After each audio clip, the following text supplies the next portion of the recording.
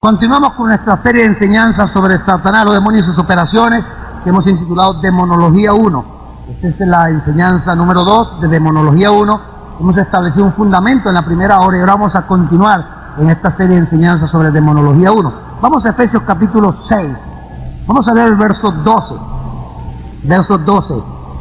Porque no tenemos lucha contra sangre y carne, sino contra principados, contra potestades, contra los gobernadores de las tinieblas de este siglo, contra huestes espirituales de maldad en las regiones celestes. Amén. Habíamos estado enseñando en nuestra primera hora, y esto es para efecto de la gente que nos está escuchando a través de la radio y aquellos que por primera vez están escuchando este cassette, el segundo cassette de Demonología 1. Hemos establecido un fundamento en la primera hora acerca de la doctrina de Satanás y sus demonios, lo que tiene que ver con teología sistemática en cuanto a satanología y demonología. Dimos una breve introducción y un fundamento, una síntesis fundamental básica en cuanto a los ángeles, lo cual fue necesario que usted escuchara para poder entender lo que vamos a hablar ahora, porque puede entender la dimensión en la que ellos operan. Hablamos un poco de la economía de los ángeles, que tiene que ver con la dispensación o con la gloria prístina de los ángeles o de la creación de Dios en esa primera dispensación o gobierno o economía, que no es otra cosa sino dispensación o administración, que existió antes de que existiese el hombre, que es conocida como la dispensación de los ángeles. Eso lo vimos en nuestra primera hora. Ahora queremos entrar un poquito más acá en nuestro manual acerca de los siguientes seres angelicales que existen en el mundo espiritual. Usted debe entender que la Biblia nos revela a nosotros, y quiero que pare el oído mucho a lo que voy a decir.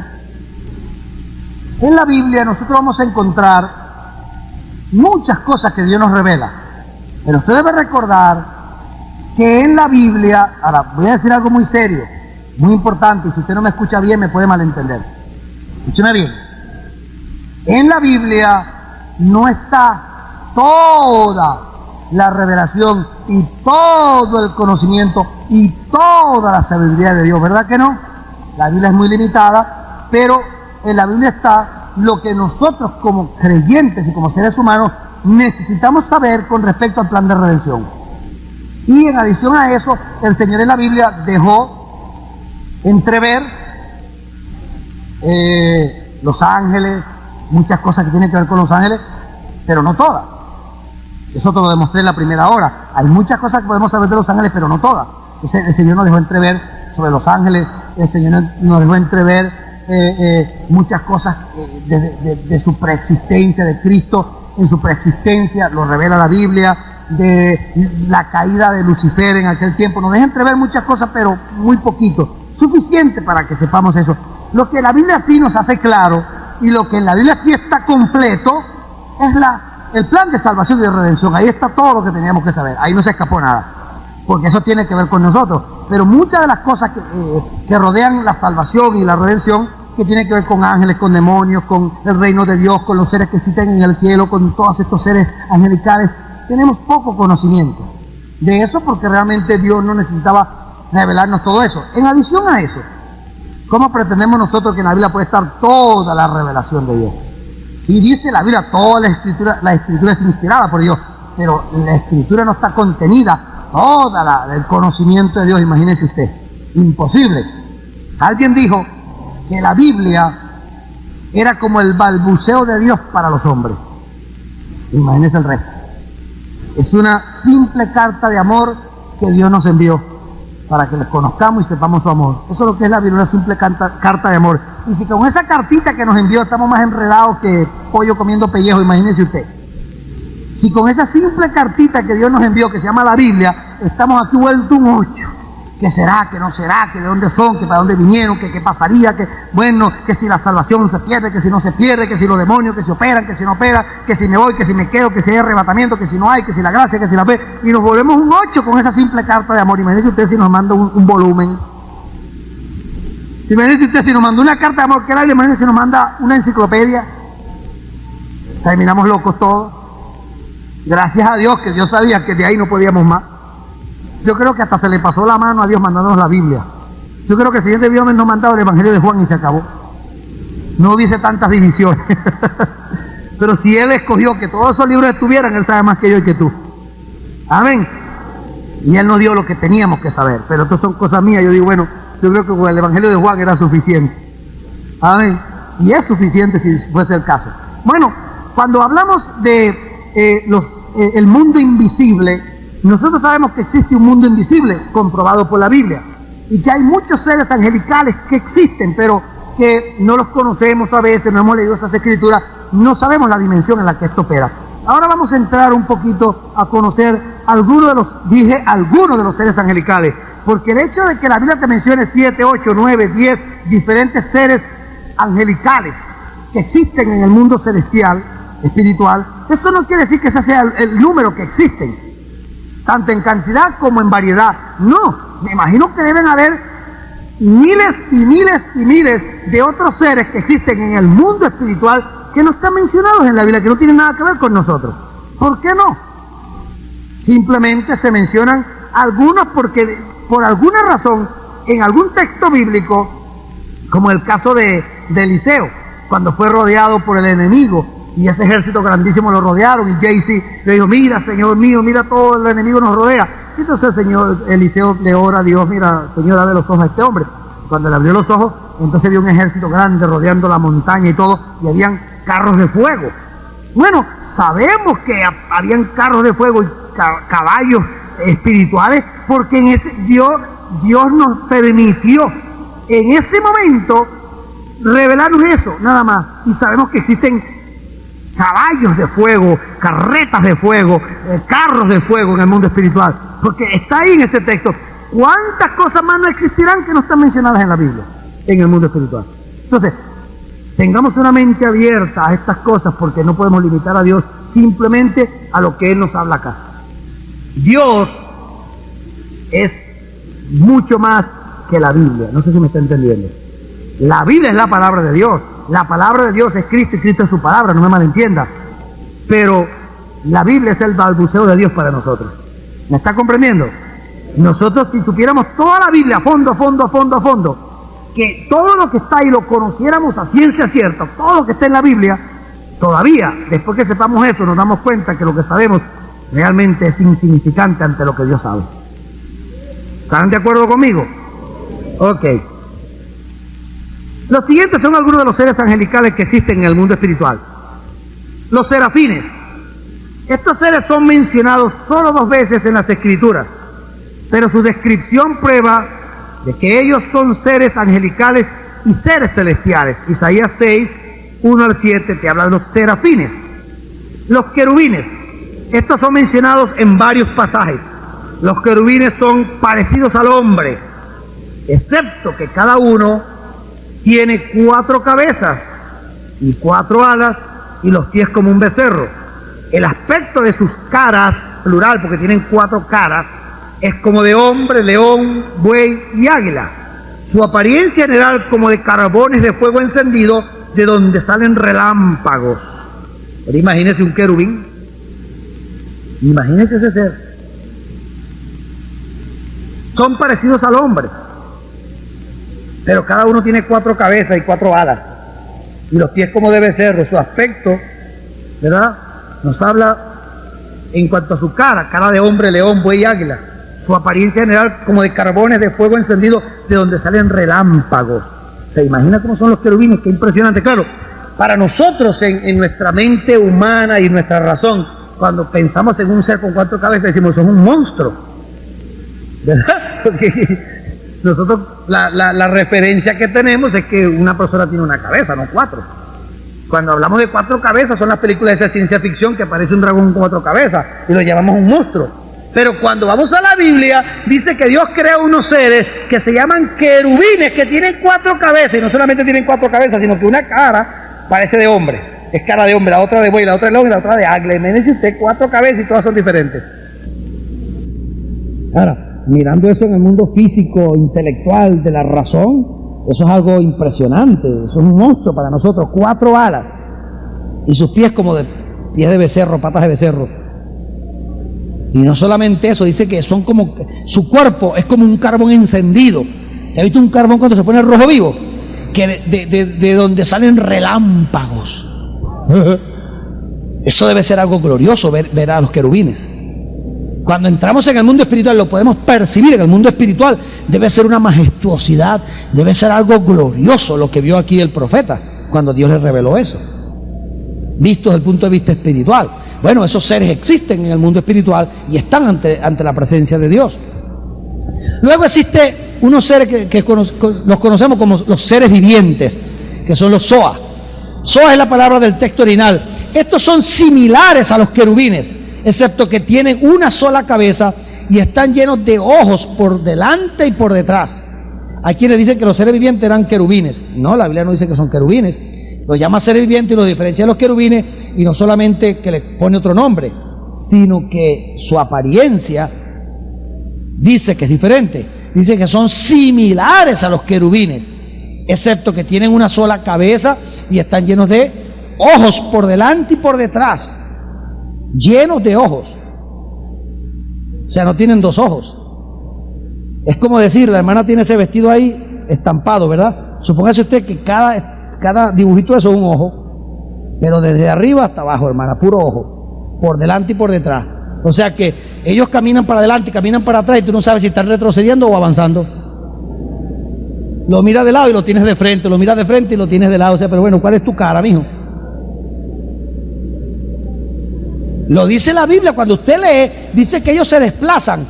Y dice la Escritura que cuando se desplazan, caminan, ¿no?, hacia allá. Y cuando se van a devolver, no se voltean, sino que vienen para acá como que se voltearon ya. No sé si me entendió. Porque son seres que caminan en otra dimensión, se mueven en otra dimensión. Pero imagínese usted, parecen unos querubines, pero tienen ojos por todas partes. Uy, que yo esté así, me está mirando y me pongo para acá y no se le puede esconder uno. Donde uno se mete, lo miran. Usted no ha estado viendo un cuadro y el cuadro, cuando usted se mueve el cuadro, lo ve. La cara que tenga el cuadro. Bueno, los querubines, los seres vivientes tienen ojos por todos lados. Donde usted se meta, ellos lo ven. Amén. Tienen una sola cabeza y están llenos de ojos por delante y por detrás. Son también parecidos a los querubines en cuanto a que tienen 6 alas. Uno tiene la cara como león, el otro como becerro, el otro como hombre y el otro como de águila volando. ¿Qué quiere decir esto? Que estos 4 seres vivientes que están delante de la presencia de Dios tienen una sola cabeza, una sola cara, pero son 4 seres diferentes y cada uno tiene la cara de uno de esos seres de los querubines. Los querubines tienen cara de hombre, cara de águila, cara de buey, cara de león, ¿no?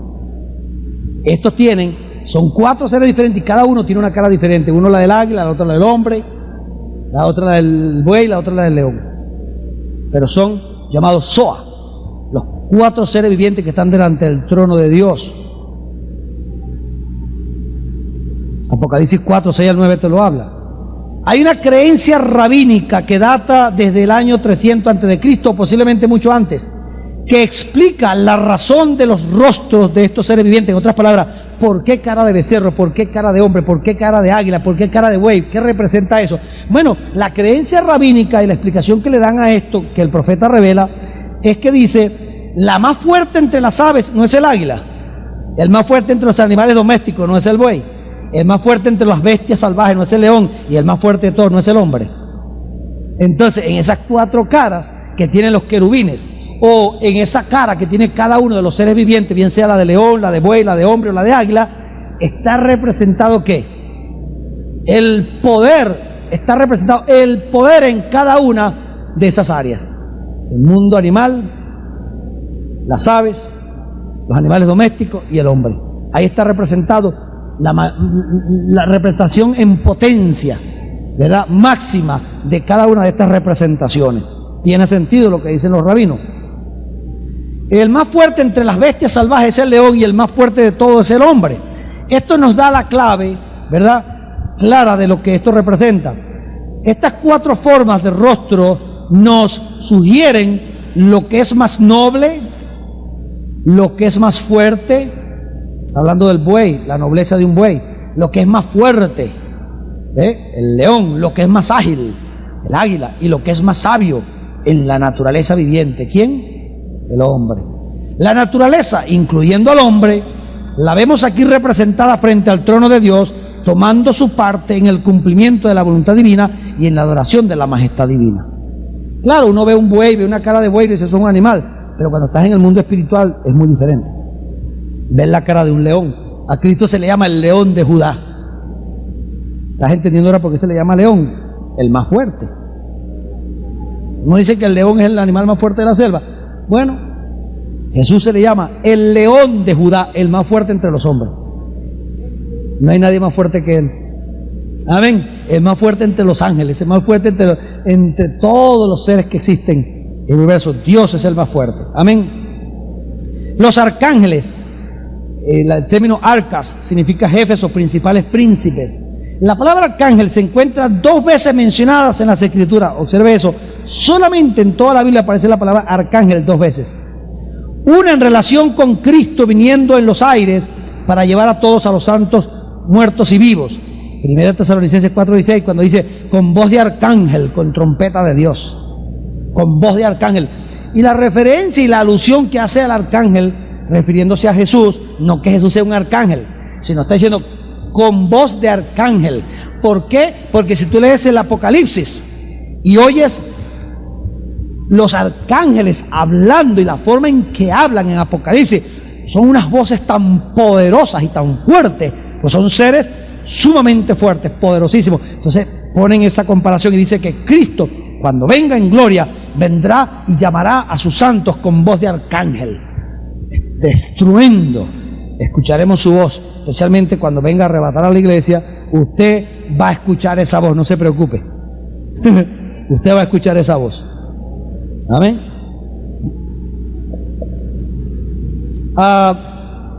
Y otra vez aparece la palabra arcángel con relación a Miguel en Judas 9, que habla del arcángel Miguel. Quiere decir que Satanás no es el único arcángel. Y también te habla de Gabriel. La palabra arcángel simplemente significa jefe, lo cual sugiere que hay una clase de seres mayores que los ángeles ordinarios. Si tú buscas Daniel 10:21, 12:1, Apocalipsis 12:7-9 y Daniel 10:13, vas a encontrar que te habla de los arcángeles. Gabriel también es uno de ellos, de acuerdo con Daniel 8:16-19, 9:20-23, 10:8-21 y Lucas 1:15-26. Lucifer era uno de los jefes de los ángeles, o uno de los arcángeles, era Lucifer. Ahora, usted está entendiendo la posición en que estaba ese arcángel llamado Lucifer, por lo que le voy explicando. Luego tenemos los ángeles comunes. La palabra ángel o ángeles es usada 294 veces en la Escritura. Esta palabra proviene del hebreo y el griego ágelos y significa mensajero. Entre sus funciones resaltan las siguientes: en el cielo alaban y adoran al Señor, Apocalipsis 8:4-5. Están para hacer la voluntad de Dios y su palabra, Salmo 103:20. Muy importante eso, cuando tú confiesas la palabra, declaras la palabra y ordenas por la palabra algo, los ángeles están ahí para asistirte. Contemplan el rostro de Dios, Mateo 18:10. Estuvieron en la obra de la creación, Job 38:7. Son guerreros de parte de Dios, Daniel 12:1, Apocalipsis 12:7. Declaran la palabra de Dios, Lucas 1:26, y hacen su obra, Mateo 28:2, etc. Yo le mencioné en el primer cassette todo el trabajo de los ángeles, le mencioné un poquito más. Aquí simplemente doy una breve síntesis de sus trabajos. Esta palabra ángel o mensajero es usada con referencia a la segunda persona de la Trinidad, quien apareció a los hombres como hombre o como mensajero de Dios. Él es llamado el ángel de Dios, según Génesis 21:17, 31:11, Éxodo 3:2, Jueces 6:20 y otros pasajes. El ángel del Señor, en Génesis 16, 7-11, 22, 11 y 15 y Éxodo 14:19 y en otros muchos pasajes. Aparece como su ángel o mi ángel o el ángel de su presencia. Es claro que todos estos pasajes se refieren a la manifestación de Dios y no de ángeles ordinarios o comunes. Yo quiero que usted entienda algo. Cuando hablamos de las teofanías de Dios, las teofanías de Dios son las manifestaciones visibles al ojo humano de Dios. En el Antiguo Testamento tenemos muchas experiencias de las teofanías de Dios, en donde el ángel del Señor y atiéndame bien, refiriéndose al Señor, a Cristo, apareció en el Antiguo Testamento. Hay pasajes en la Biblia donde habla del ángel del Señor que no se refiere a Cristo, pero hay muchos pasajes donde se refiere al Señor. Dios se manifestó visiblemente en el Antiguo Testamento, y la forma en que Él se manifestó visible, que la Biblia comprueba y que está registrado, es cuando en los versos que le mencioné y en algunos otros, no en todos los versos donde aparece el ángel del Señor se refiere a una teofanía o a Dios manifestándose, no todos, pero muchos de ellos. Entonces, en aquellos pasajes donde Dios se manifestó y fue visible al hombre en su teofanía, se le conoce como el ángel del Señor. A Abraham lo visitaron 3 ángeles, a Lot lo visitaron ángeles. En el caso de Abraham, la Biblia nos muestra que aparecieron 3 varones, y si tú estudias a fondo ese pasaje, 2 eran ángeles y el otro era el Señor manifestado en el Antiguo Testamento. Y hay muchos pasajes de la Biblia que te hablan del ángel del Señor refiriéndose a Cristo. Repito, no en todos los casos que aparece el ángel del Señor se refiere a Jesús o a una teofanía. Hay muchos otros pasajes donde aparece la expresión el ángel del Señor, que se refiere a ángeles comunes y ordinarios, o donde simplemente la palabra ángel significa mensajero o un ángel común, como Mateo 1:20, 2:13, Hechos 5:19, 8:26 y 10:3. Ahí puedes ver que se refiere a un ángel común. Luego también, como estamos hablando de todos los seres que existen en el mundo espiritual, los seres angelicales, habla de los carros y caballos de fuego. La Biblia habla de carros de fuego que existen en el cielo. Así que no se preocupe por comprarse un Mazda, por tener un Lexus o un BMW. Cuando usted se vaya con el Señor, usted va a tener un carro de fuego que se va a desplazar por el universo. Además, no tiene ni que ir solo, se monta en su carro, aprieta un botón y se desplaza. No va a tener problema. Amén. Porque existen los carros de fuego. Ahora, eso parece una ficción, pero no es ficción, es Biblia. Observemos. Las Escrituras nos enseñan que en el cielo hay carros y caballos de fuego, no solamente carros, caballos de fuego. ¿Dónde? Segunda de Reyes 2, 11 al 12. Capítulo 6, versos 13 al 17 y Zacarías 1, 8 al 11 nos habla de carros y caballos de fuego. Bueno, si existen caballos de fuego, ¿no cree usted que también deben existir muchos otros seres que nosotros conocemos como animales?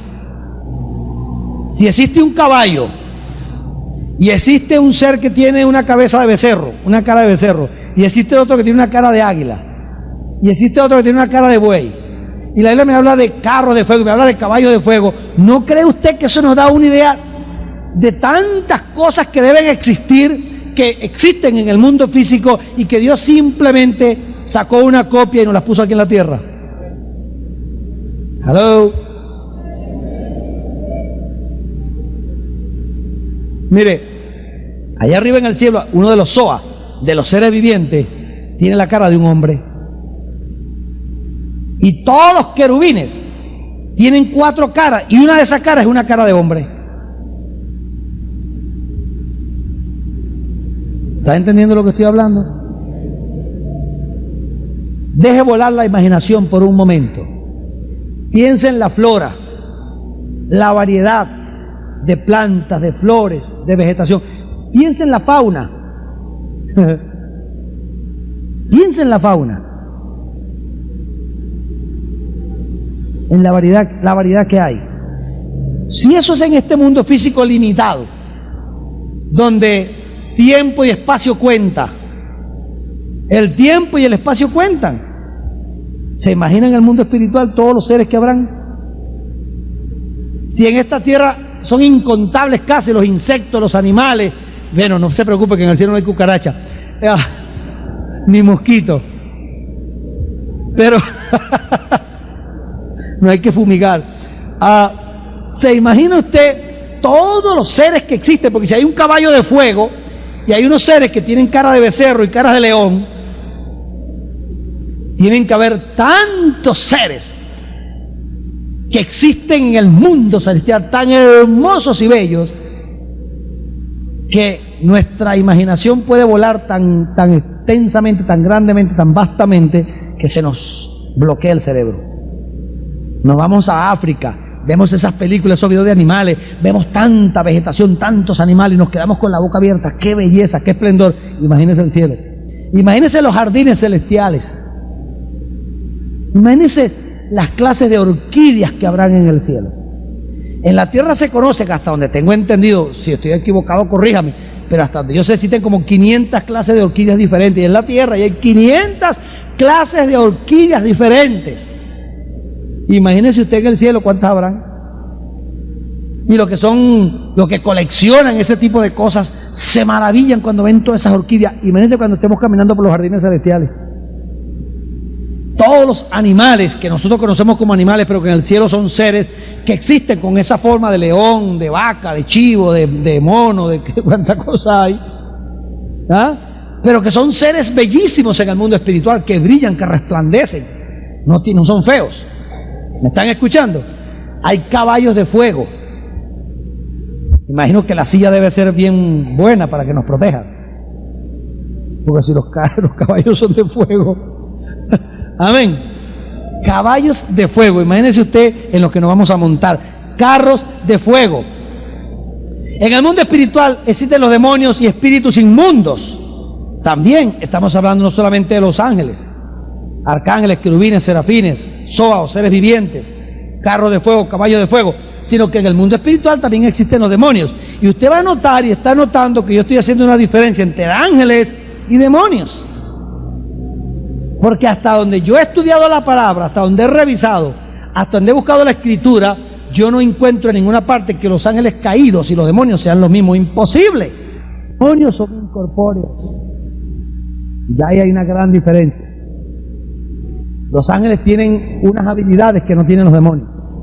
Los demonios están muy limitados en muchas cosas comparativamente con los ángeles. Entonces yo te menciono demonios aparte porque muchos piensan que los ángeles caídos son los mismos demonios y eso no me enseña a mí la Biblia. La escritura me habla muy diferente de demonios y de ángeles, muy diferente. Aparte de eso, Jesús nunca reprendió a un ángel caído, reprendía a demonios, espíritus inmundos. ¿Amén? Cuando se refería a ángeles, Satanás y sus ángeles. Yo decía, y si se va a referir a demonios, se refería a demonios. Hay una gran diferencia entre una cosa y la otra, ¿no? Los demonios y los espíritus inmundos. Y escucha este número, 66 veces se menciona en la palabra el término que significa demonio y espíritu inmundo. ¿Se está dando cuenta de eso? ¿Cuántas veces aparece? 66 veces. ¿Podrá ser eso casualidad? 66 veces aparece el término demonio o espíritu inmundo en la Biblia.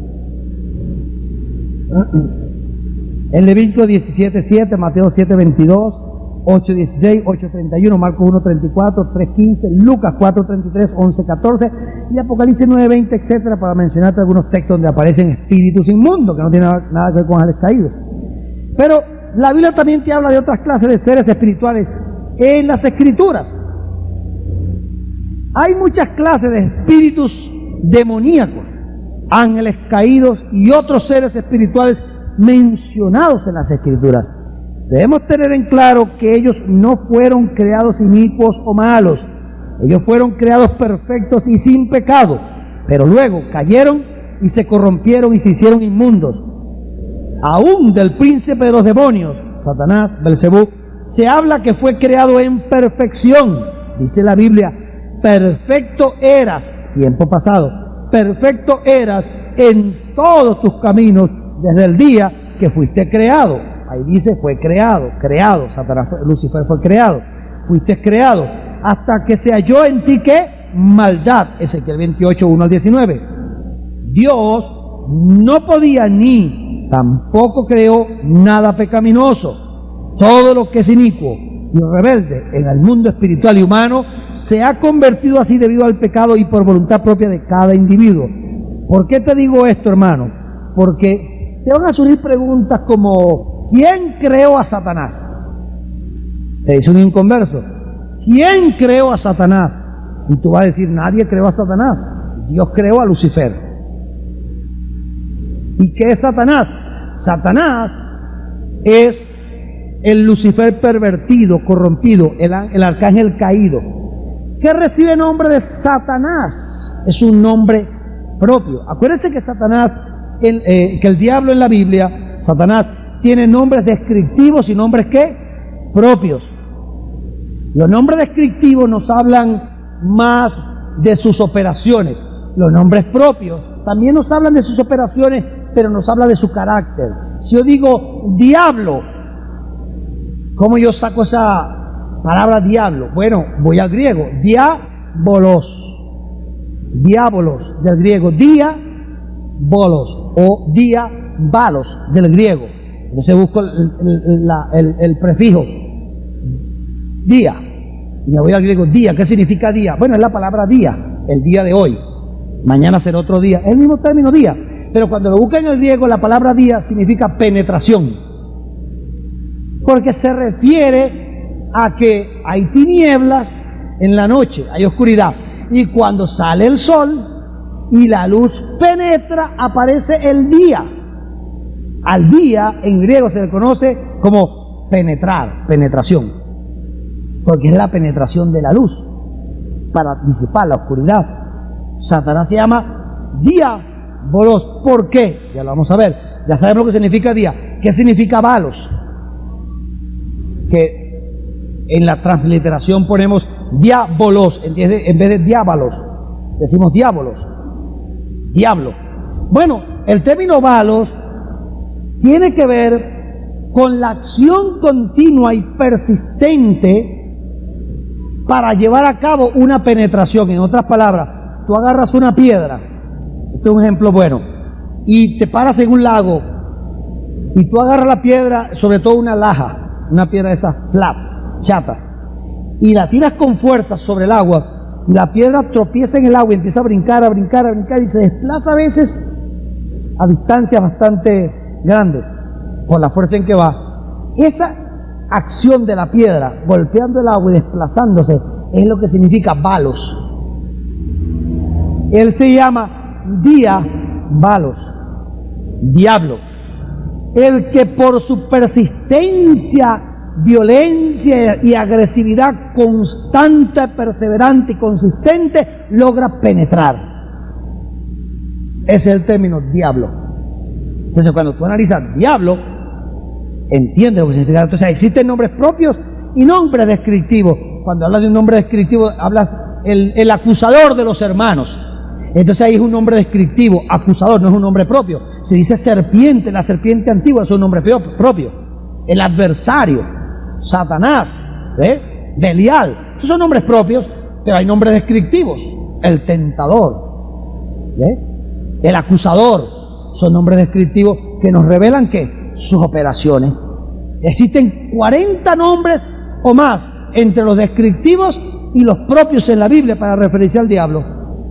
Pero cuando yo estudio cada nombre propio y descriptivo que recibe Satanás en la Biblia y lo analizo a fondo, me revela exactamente todas las operaciones satánicas, hasta dónde él llega, qué habilidades él tiene. Cuando yo digo Satanás, bueno, adversario, destructor, traducen algunos, ¿verdad? Tiene varias traducciones eso, destructor, Satanás, destructor, adversario, el que se opone.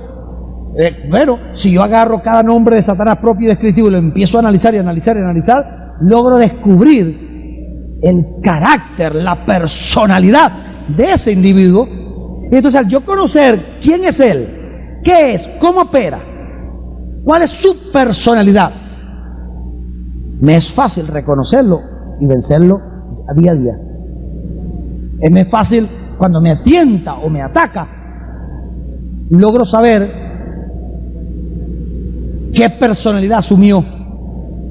Acuérdense que el diablo tiene una esquizofrenia agudísima. ¿Cuánto le dieron a Sibyl? La niña de las cuantas, 16 personalidades. Bueno, el diablo tiene como 40, como 1000, como 2000 personalidades. Él asume una personalidad cada momento, él se cambia. Se te vuelve mansito, se te vuelve ogro, se te vuelve dragón, se te vuelve acusador, se te vuelve tentador, se te vuelve diablo, se te vuelve Satanás, se te vuelve serpiente, se te vuelve Belial, se te vuelve lo que sea. Tiene una esquizofrenia grave, aguda. ¿Me estás entendiendo?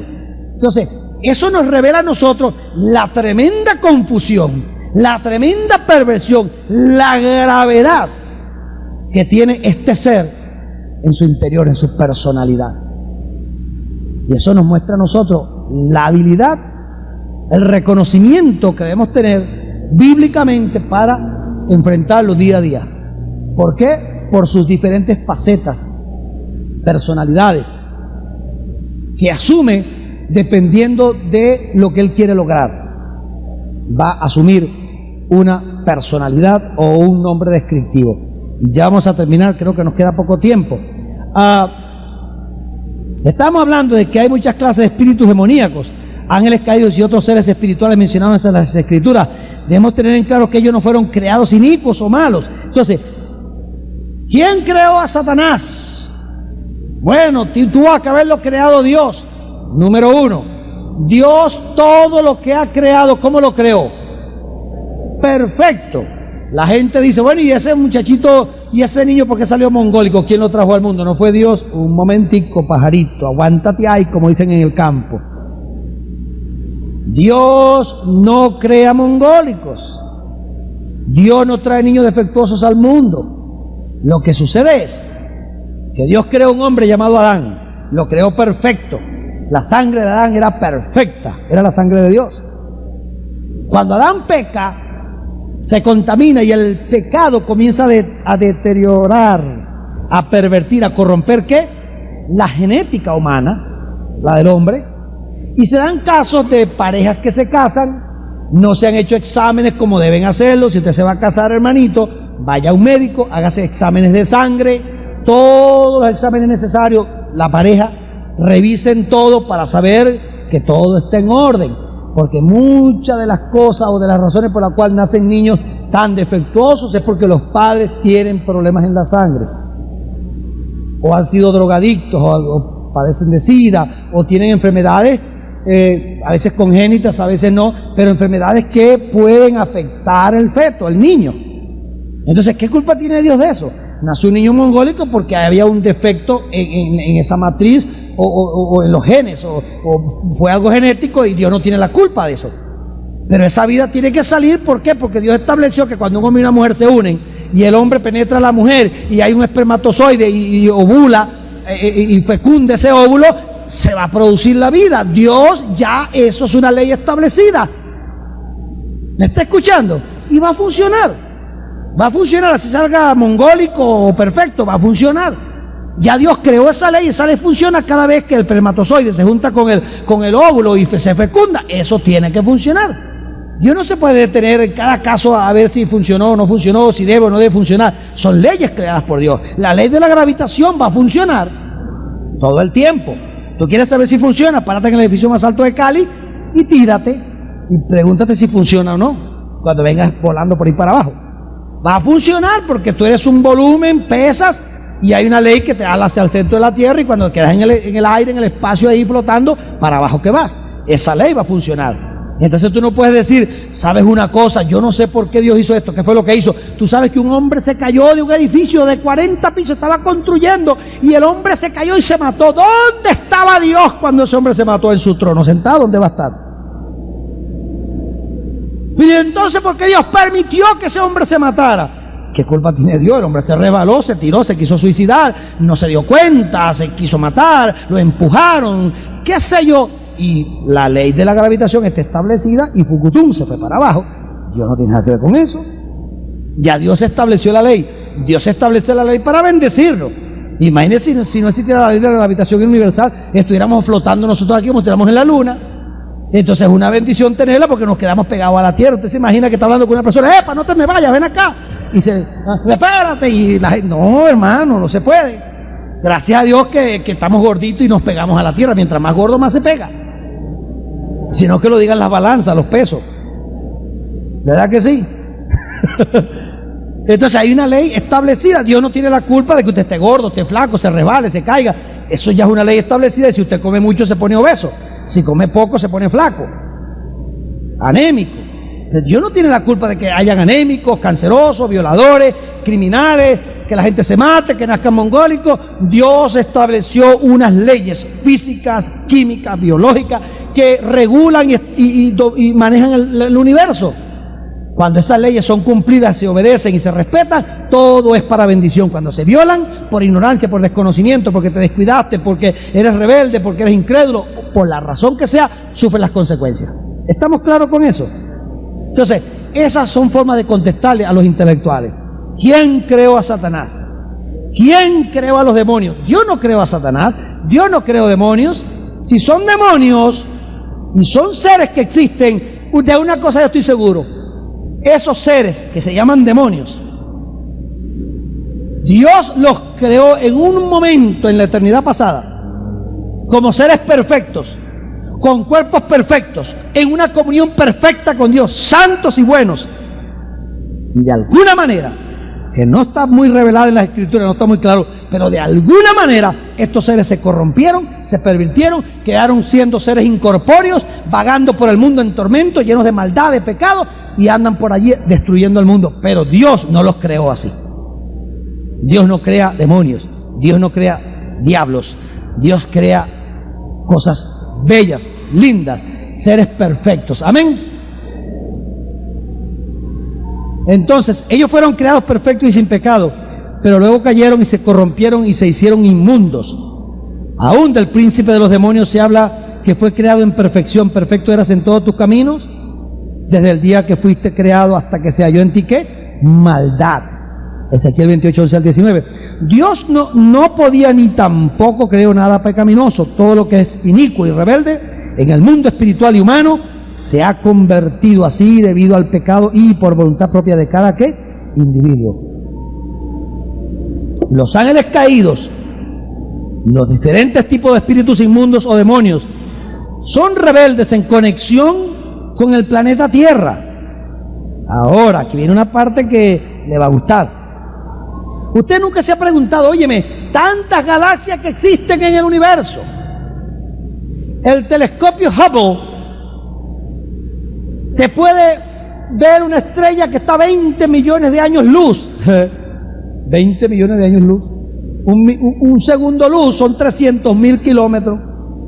8 minutos luz, para que se nos termine el hacer, lo que nos queda son 5 minutos. Y ya terminamos. Ok, 5 minutos más. Un segundo luz son 300.000 kilómetros. 8 minutos luz llegamos al sol. 8 minutos. Imagínense, el telescopio Hubble ve una estrella que está, escuche, 20 millones de años luz. Eche el número a ver cuánto le da. Hello, ¿están aquí o se fueron? 20 millones de años luz. Cuando la luz de una de esas estrellas llega a la Tierra, la estrella tiene millones de años que desapareció. Ya no existe.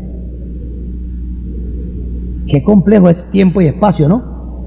Un día le voy a hablar un poco sobre el tiempo y el espacio, cómo Dios supera la barrera del tiempo y el espacio. Si nosotros nos pudiésemos desplazar a la velocidad de la luz, o a la velocidad de mucho más que la luz, 10 veces más que la luz, y pudiéramos ir a una galaxia, en esa distancia de tiempo regresamos ancianos en cuestión de segundos. Regresaremos ancianos. Porque el desplazamiento por el espacio-tiempo nos envejece y regresamos ancianos, pero no se puede.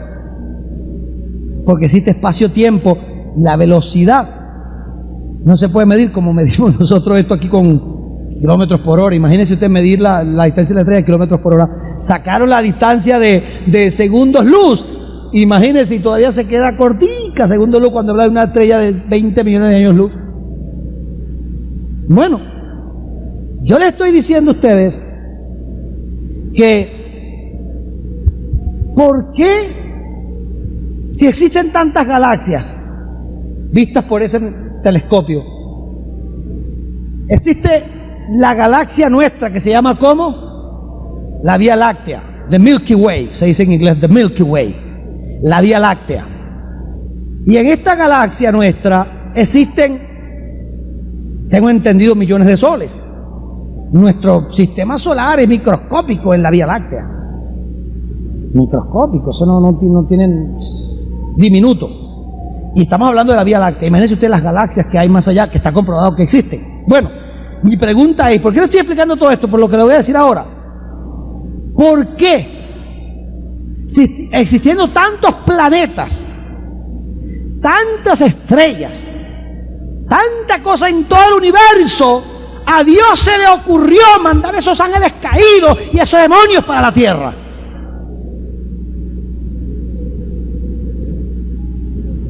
¿Aló?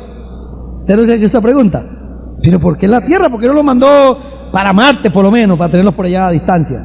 Y que los astronautas, cuando lleguen ahí en el año 2008, ya la nave que mandaron pisó Marte, ¿no? Y dentro de unos años se piensa que para el 2008 el hombre va a pisar Marte. Bueno, si por lo menos estuvieran en Marte, allá los astronautas que breguen con los demonios allá cuando lleguen, ¿me están entendiendo? Por lo menos eso está en el futuro. Pero la Tierra, ¿por qué mandarlos a la Tierra? ¿Por qué los demonios están en la atmósfera terrestre? ¿Por qué están en los aires? ¿Por qué Satanás se le llama el príncipe de los aires? ¿Por qué están confinados a la atmósfera terrestre? ¿Será que nuestra atmósfera terrestre implica un tipo de juicio para estos seres que se rebelaron contra Dios?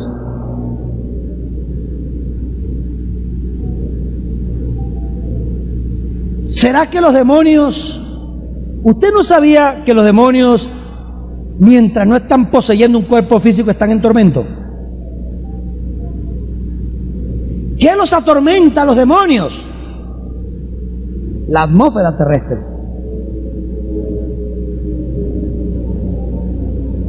Ellos andan atormentados cuando no tienen un cuerpo que poseer. Andan vagando por los aires, sin descanso, atormentados. Bueno, la pregunta es sencilla. ¿Por qué la Tierra? ¿Y cuánto tiempo me queda? ¿Ya se me va a acabar? 2 minutitos. Mañana vamos a entrar en eso, o en la próxima enseñanza. ¿Por qué los ángeles caídos fueron confinados a la Tierra? ¿Por qué los ángeles caídos que pecaron después de su caída? Usted sabe que hubo un gran grupo, una tercera parte de los ángeles de Dios que cayeron junto con Lucifer. Pero una parte de esos ángeles caídos, no todos, una gran parte, fueron confinados en el abismo, en las profundidades, y están prisioneros, están atados en prisiones de oscuridad, encadenados en prisiones de oscuridad, en el fondo de la tierra. ¿Por qué la tierra? ¿Por qué no lo metieron en el sol? ¿Por qué no lo metieron en una estrella por allá que esté a millones de años luz? ¿Por qué en la tierra? Entonces esa es la pregunta sencilla. Quiere decir entonces que de alguna manera estos seres, ángeles y demonios, tenían algo que ver en el sistema social preadámico, o en el sistema que existió, que es conocido como el periodo antecaótico, antes del primer caos que existió en el universo, en el mundo, cuando el diluvio de Lucifer, Génesis 1, 1 y 1, 2, quiere decir entonces que esos seres que existieron antes de Adán y que existieron, que hubo la primera tierra antes del primer diluvio, antes de que Dios restaurara la tierra para crear a Adán, lo que se llama el periodo antecaótico, quiere decir que esos seres existieron, esos ángeles, esos demonios, en la tierra, y que algo sucedió con relación a la tierra, porque me lo deduzco por causa de que fueron confinados debajo de la tierra, en la tierra y en los aires, y todas sus actividades tienen que ver con esta tierra. Entonces quiere decir que algo ellos tuvieron que ver con esta tierra en la generación o en la sociedad, en el mundo antecaótico que existió antes de Dios crear a Adán. Continuaremos con esto en nuestra próxima enseñanza. Denle un fuerte aplauso al Señor. Bendiciones.